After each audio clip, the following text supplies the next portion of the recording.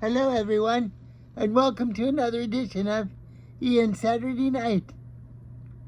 As usual, I'm a night owl, and I can't sleep, and I figure I would like to update you and have a show for you guys. So today, a couple days ago, I had a dream. My dream was very interesting.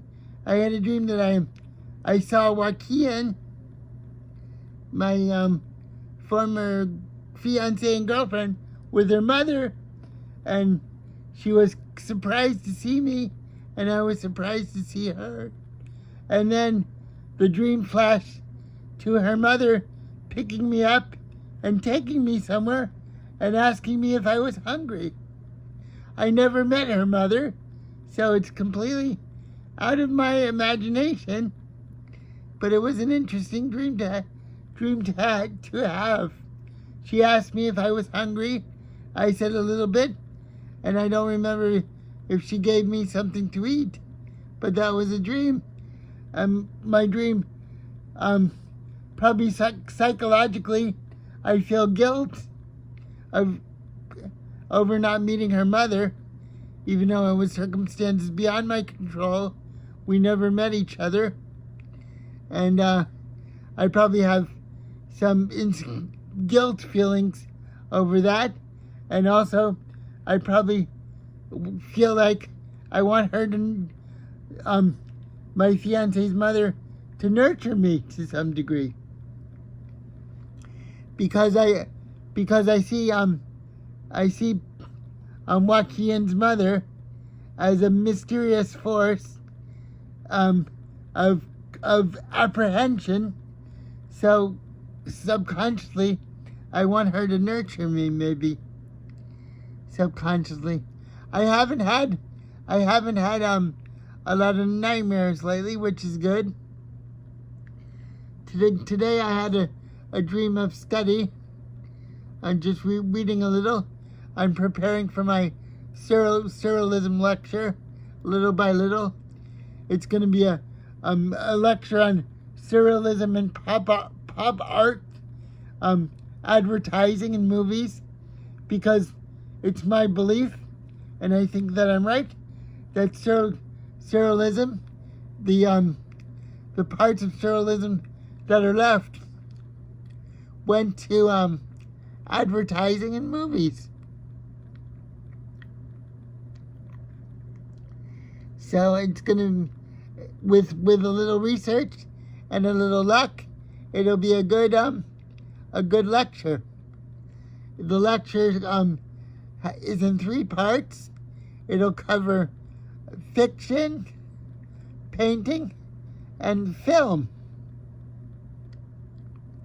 So I'll have my work cut out for me.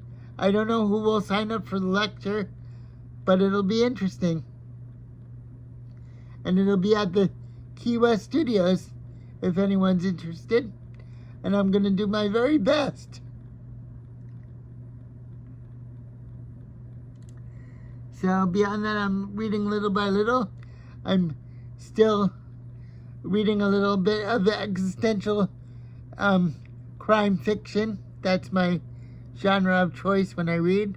I also like to read horror books once in a while. So I've read Stephen King. I don't know if I mentioned to you, but I credit Stephen King for getting me interested in reading, along with the fiction of Truman Capote and Patricia Highsmith.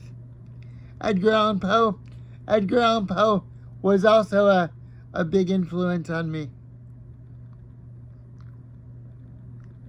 Other than that, sometimes I'm lonely, and I want to go into fantasy world and feel those feelings of being romantic and being excited. And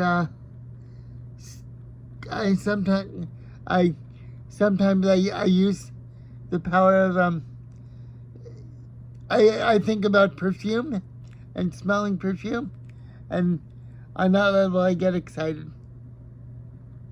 And you can put two and two together and to know what I'm thinking of. But, you know, we all have our things. So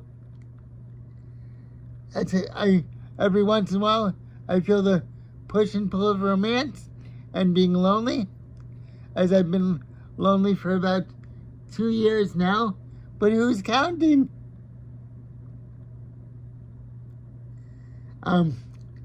Next time, I'm gonna try to read some of my short stories to you guys. The little that I have about 3 or 4 good fiction stories. My fiction stories are very surreal, and they're very existential.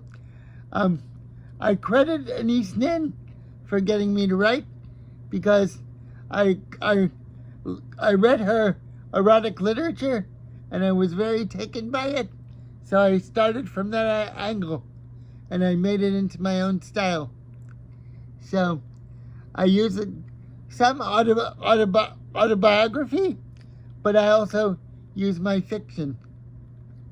Also, I'm very taken by the short story Paul's Case by Willa Cather.